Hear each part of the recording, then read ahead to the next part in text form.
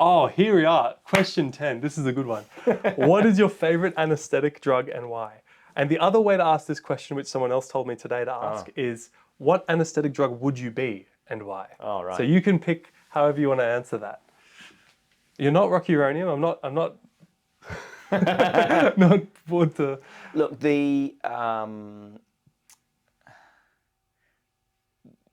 it would be hard for anaesthetists not to choose Propofol. Wow, yeah, okay. Because it's probably the number one drug that we would give for a general anaesthetic.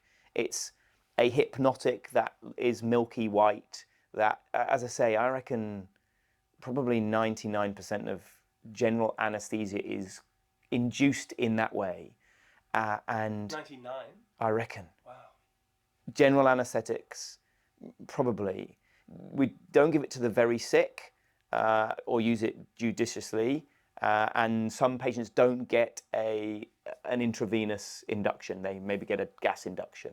So pediatric patients of a certain age may well just breathe the gases down without Propofol. Although I can bet you most of pediatric anaesthetists would end up giving Propofol at some point during their case.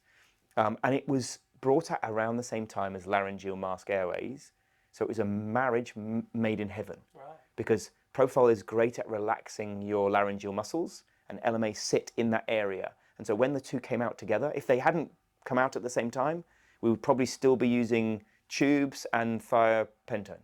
But because they came out about the same time and they were perfectly matched, we ended up with Propofol as our sort of number one drug.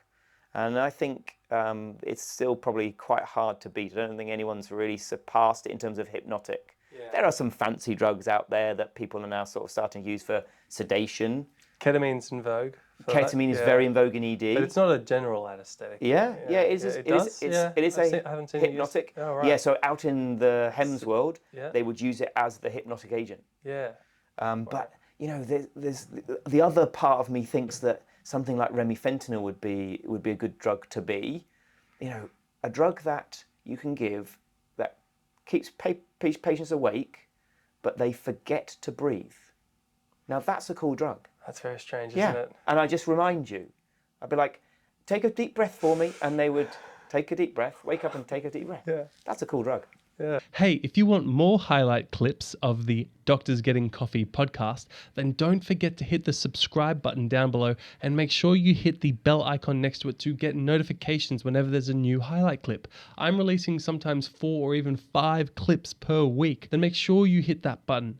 Now, if you want to watch the entire video podcast, consider becoming a Patreon or a YouTube member to support the channel, and you will get, as one of your special privileges, access to the entire video podcast library. I'll see you in the next video. Bye for now.